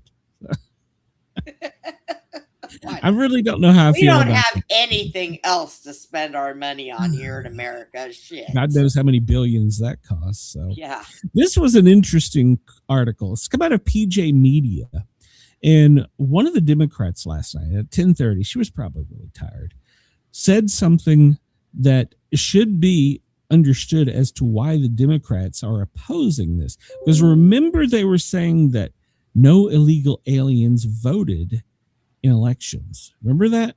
Yeah. They were saying it didn't happen. No people that weren't supposed to didn't vote. They were saying that too. And then, well, Senator Murray said it out loud, what people probably didn't pay attention to. I'm going to read this. All right. I'm going to read this to you, and you don't say anything, just kind of let it digest. So she took to the floor yesterday and said, just consider all the people who will face new challenges just to vote for no good reason. If you are a student who just moved to start college, Republicans will make it harder for you to vote because if this bill passes, you will need to show an ID and proof of citizenship in every single state. But a student ID will not count. Tribal IDs will not count under this new Republican legislation. So what'd you get out of that? She was spilling a lot of bullshit. No. She was telling the truth. She was letting it out. There are places where you can just show up and show a school ID. In other words, if I was taking a class at the University of Tennessee right now, I would get a student ID so I could get on campus, get the library, blah, blah, blah. I live in Georgia, but if I decided while I'm here, well, hell, I'm going to vote while I'm here, and then I'll go home and vote too. Oh. Yeah. Let that sink in a little bit. And what about all these students that are here on student visas? Oh, yeah. Nobody illegally voted, air quotes, illegally, because you could use a photo ID from your college or school. So I could have used it from when I was going to online school, and I had one for it's basically the University of Alabama. God, please don't tell anybody that. I could have went in Alabama and voted by these rules. I didn't know about these rules because, well, obviously I'm honest, but apparently that is one of their loopholes. And, well, she let it slip out. Foreign students, they could vote. Well, you So know. it wasn't Jose at Home Depot that we should have been worried about. Huh. How about that? Never knew that. Never thought about that. But she let it out. And let's see if the media picks it up. Hopefully, if you're another channel and you want to run with this story because I've reported on it first, cool. Just say you heard another show, the Sportcat show. That's all. Just say it. I don't care. Hit that thumbs up button too while you're here. It's free. Doesn't cost anything. So, yeah. Let all that sink in. And she just said it. All of the students that were here on visas were allowed to vote. All the students that are at Georgia Tech from Japan, China, Asia, we'll just say Asia. There's a huge Asian student ID or student whatever you call it, visa at Georgia Tech. Huge because of the things they teach. So all they had to do was go show their student ID and they could vote. I didn't realize that students that were in college. Neither did I. I don't think a lot of people believe that. Well, I mean, they have the right to. If you're an American, if I come here and I am still a resident of Georgia, even though I'm going to college at the University of Tennessee, I could do a mail-in ballot or I could go home and vote. But with the way that we are just finding out about this, well, I could vote in Knox County and I could vote in Gwinnett County legally. Wow.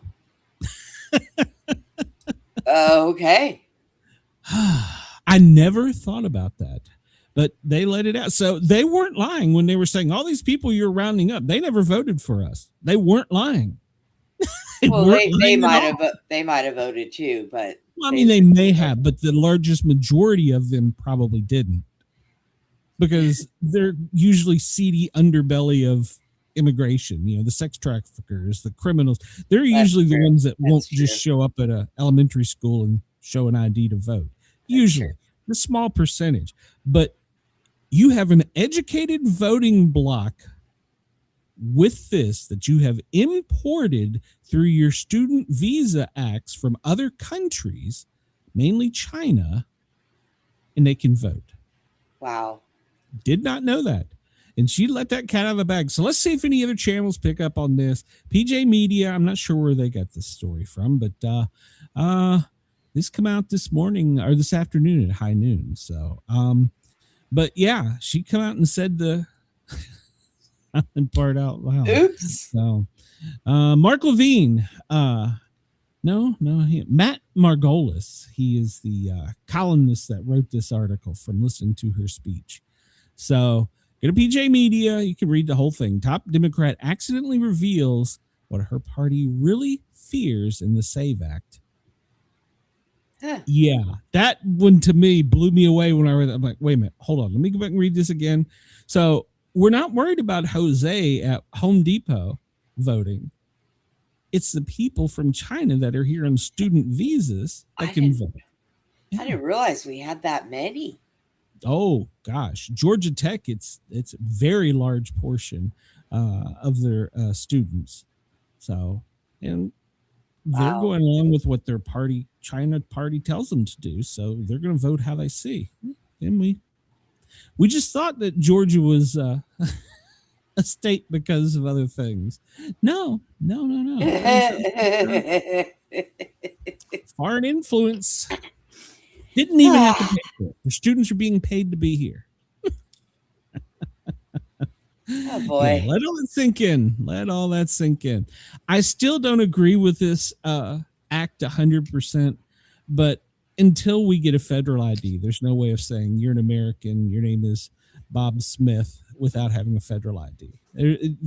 We might as well just say the quiet part out loud. Like they just admitted a big thing right there that nobody really picked up on. We might as well just put the quiet part out loud. Say, look, we're going to come down. You got to have a federal ID. You want to get a driver's license? Got to have a federal ID. You want to vote? Got to have a federal ID. You want to go to Dollywood? Got to have a federal ID. You might as well just come out and do it because that's where we're headed. Because they were using a well-educated voting block to avoid saying that all these people were letting cross the border. They're not voting. But no, they're not. We're welcoming them in, bringing them to school, teaching them. They're just criminals. Well, like I said, we got the smart people in school that are voting. Yeah. And they're not going to vote against what they're getting something for free, first off. True. So they're not going to vote against that. Secondly, if they're here from certain Asian countries, they're not going to go against what their leader tells them to do. True. So, yeah. So last night, the Republicans launched this huge debate. It went till 10:30 last night. They did get a couple things done, like they give Trump the War Powers Act. That was kind of silently done. And if it had been for Fetterman, that probably wouldn't have crossed the finish line. The Homeland Security Director, Fetterman is pushing him across the line, whereas Rand Paul is trying to gunk it up. So, but there's some things in his background that maybe a little shady. I don't know. I didn't look that much into it. I was too taken by that other article because I never realized that. So Trump is threatening that any other legislation from this point forward, he will veto until we pass the Save America Act. Like I said, why don't we just say the quiet part out loud? Just get it out there. Just put it plain and simple.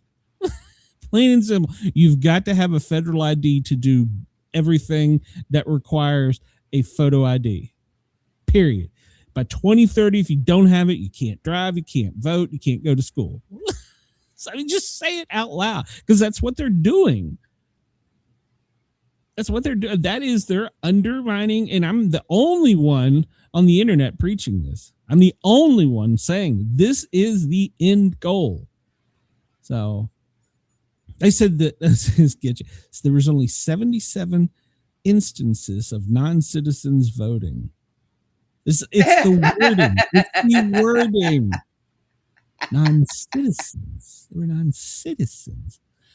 I'm not even doing all this other, but yeah, this bill goes into this is, you can go to the Daily Fly. They did a pretty good job of summarizing the bill. You can read about it. It goes into basically putting it in language we can understand, the photo ID, and the gender affirming stuff. I don't know why that's attached to this bill, but it shouldn't be. So Joe Kent, we know who he is.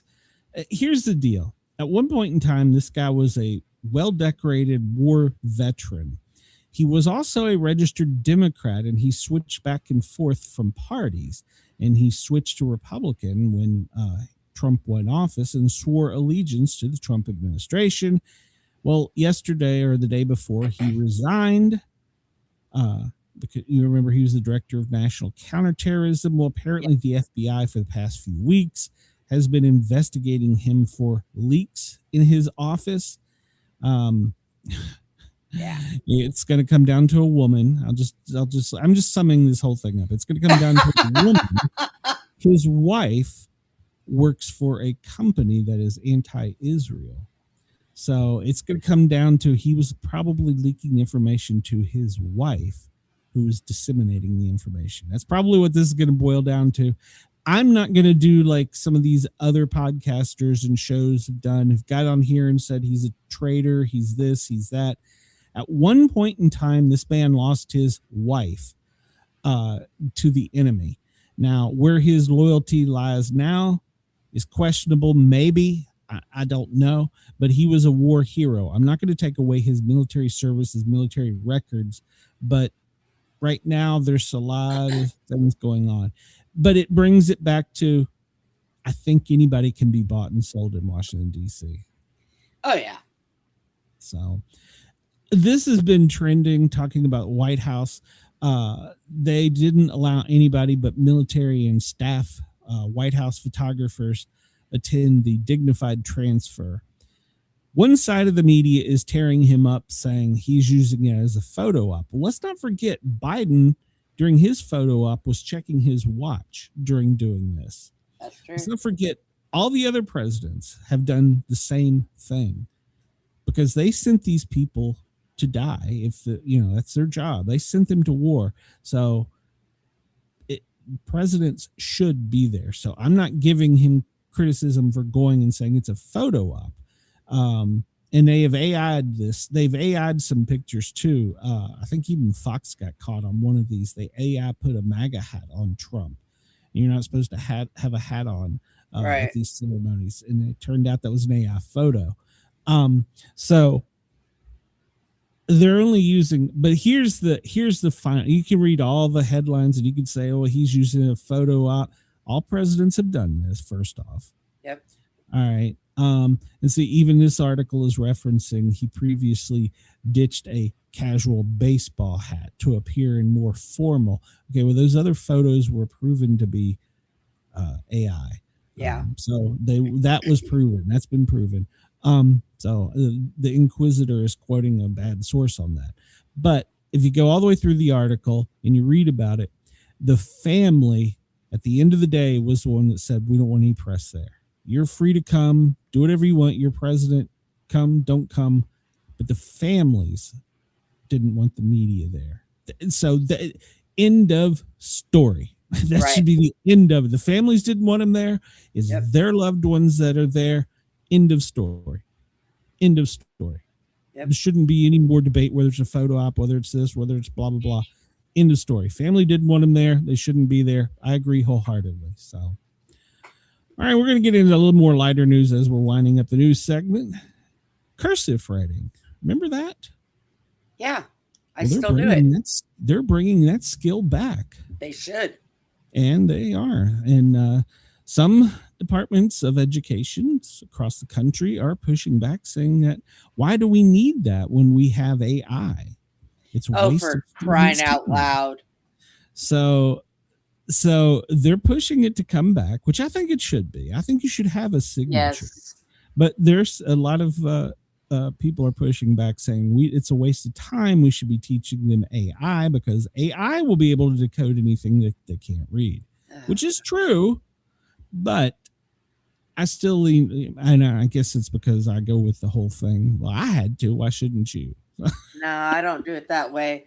I know that they did away with it because of the Bill of Rights and the Constitution. Everything else was written in cursive. And if you can't read them today, that's correct. And we don't know if AI is programmed to not tell them. And AI is programmed. You said keywords right there. Yeah. Back in the day, if you couldn't read fancy documents or books, a person who was well educated sat up on a stoop and read them to you. So I felt like, yes, that's what they were trying to return to, but now we're pushing it back in the schools. I think it's good. If nothing else, another thing I think about it is it also gives you, it starts using the creative section of your mind, because you may make your C's different than I may. They all look like C's, but I go up and down and around, and you may just go just around. But I think it opens up a little more creativity in the human mind, because no signatures, for the most part, are identical. And Do you know what? Signatures are in cursive. You know, when I was taught that, do you know what they said back then that they were used for? That cursive was used for filling out a check. They taught me when we first learned cursive, we were handed checks to fill out checks. No. I had it way before that. And in general business did that in high school. But I had cursive way, but I mean, probably like third grade. Oh, yeah. Yeah, So- we were doing that, but nobody could figure out why. And then I one don't day think they we ever had us questioned checks. why. Yeah, really. Well, don't I know did. if I we ever questioned everything. Well, I of course. didn't trust the damn person. All right, we got 9 minutes. Let's wrap this up and get out of here. The Illinois police officer that was detained by ICE has won a court order that will allow him to continue his law enforcement duties. So this was one of the officers that got jammed up in the Northeast. He's had to fight a long legal battle. He was detained. He was in Illinois. He was arrested and in custody for several weeks because of his immigration status. Well, upon further review, he came here as a child.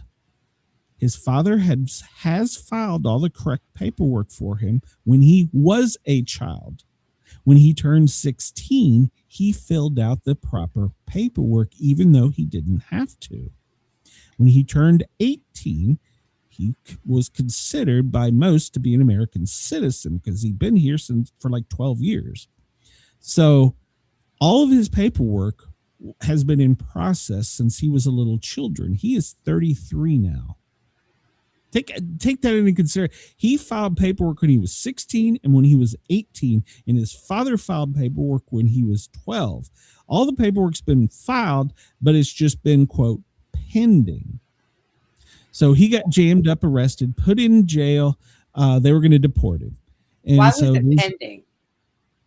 I don't know. They're not saying. They're just saying that it was just pending. They're saying that it's for over 10 years it's been pending. Oh my God. By immigration. And he has been here this entire time. He has no criminal history, no criminal record. He's got an education, and he was a law enforcement officer. And I think he had just graduated from the academy. So that was one of the ones they took a lot of heat on. I'm going to reverse my policy, and I'm going to say this was a mistake. Yes. This was a mistake. Yes, he came here. I don't know how he got here as a child, but he did everything within his power. And it sounds as though and the judge is agreeing, everything was done as it was supposed to be done. So, he's just starting his career as a law enforcement officer. Don't jam him up over this. He's done nothing wrong, and he did everything he was supposed to. So I think that should fall on the immigration office, because there should have been somebody working on Agreed. That. And the judge pretty much said that. The judge is like, okay, if you're not going to rule on, I'll rule on it. Boom, you're an American citizen. Get this out of here.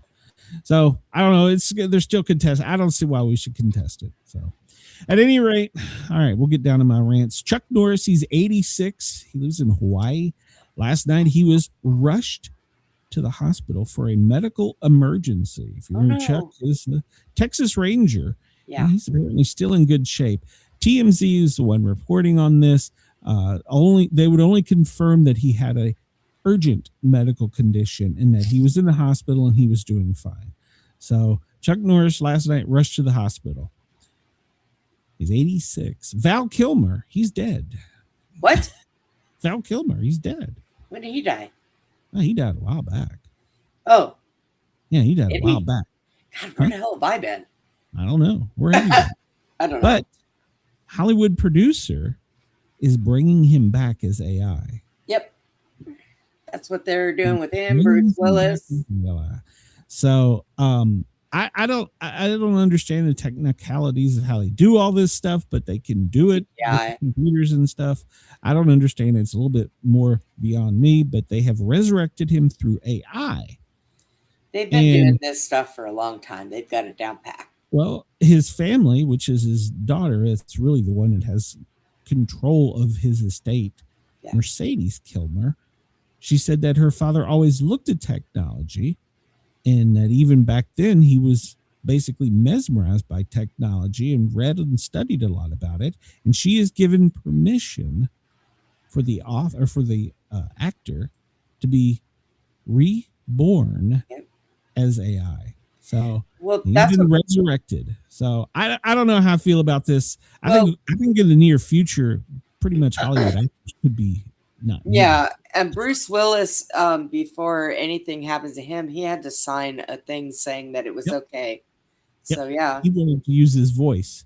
He could still act there before he got really sick. He could use his voice. He could act, but he couldn't use his voice. And he gave permission, and that was okay.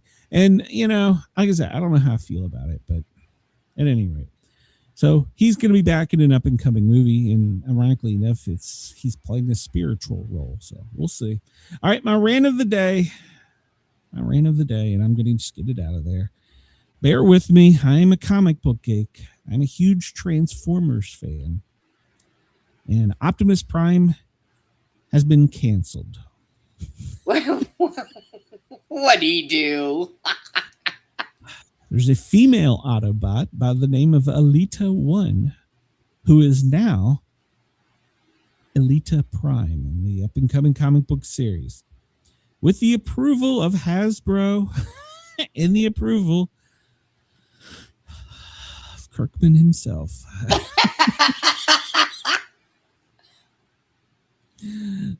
Drunk C-3PO's reaction, quote, I don't like it. He's a well-known Transformer fan and commentator, but he's been canceled. So what? Couldn't they put the book in there and call her his wife? During the war, apparently, a new Transformer transferred to Earth, Alita 1. And she told him that he was a sloppy leader because he hadn't won this war that has spanned generations. And she challenged him. And she's not wrong, because the Decepticons, this war has been going on since, if you follow the storyline, since pretty much the dinosaur age. But it's what keeps people watching. Well, apparently Alita 1 challenged him and said that you're a stupid leader. You haven't won this war yet. I challenge your strength of leadership. And Prime said he didn't want to fight. This is all from leaked comic book stuff. It's one of the ones coming out now. He said he didn't want to challenge her, that he would let the Matrix decide. And he opened up the Matrix. The Matrix agreed, and the Matrix of power went to her. So he is now just Optimus. He's been demoted. He has been demoted. I'm not sure how I feel about this. So, Alita Prime. We have a pink Prime. So. There's division in the Autobot rank too, by the way. So it's not just me. Did you cry in your pillow when you found out? I just want to say I'm not sure how I feel about this. You cried in your pillow. Well, I mean, why did they do this? I like the storyline that they used, why they did it. But did we do it because we talked about yesterday how I was against, the Chicago mayor. He wants to hire more black firefighters. Well, were we doing this because we need a pink robot leader? I mean, I'm just throwing it out there. I'm not trying to. I think they should have wrote it in with both of them on there. I mean, come on. Just doing it to piss me we know off. Behind every great man is a greater woman. So. Oh yeah, when you want to look at reason men get in trouble, the number one cause, women. All right, President's schedule today. He's got a busy one. He's in meetings right now, and then tonight he's in a formal dinner with the prime minister and the people from Japan. So he's got a busy day. President's doing that. We'll report on all the other stuff. There's not a whole lot of bad weather for most of the United States. Up in the Northeast, some heavy snow. Now Australia, hold your asses, because you get a typhoon coming. It's going to hug the island, and then make a hard turn left west. So where it goes in the spaghetti model will determine how bad the typhoon will be for you. But for me and Brenda, we're getting the hell out of here. We're done for the day. Brenda, you got anything coming up? Not till tomorrow night. Yeah, me either. I don't have anything till tomorrow's show. I got to go to Walmart now. I got to be a good little boy. Oh, God, so do I. Why? Oh, man. I hate Walmart. All right, I'm getting out of here, ladies and gentlemen. Brenda and I will be back tomorrow, 2 o'clock for the Friday show. Message me. You can message me about anything. If you want to talk about Optimus Prime, you can message me. If you want to give me a news story, message me. We'll go with it. But Brenda and I, we're out of here for the day. Everybody have a great day. We will catch you tomorrow. Sportcat, I'm getting the hell out of here. Bye, everyone. And by the way, Chris, I did read your comment. With the wild-eyed dream, Brenda by his side, they're spinning the news. Twisted takes, crazy jokes, no bunker, just views. A quiz in history, weather on the scroll from Greenland to the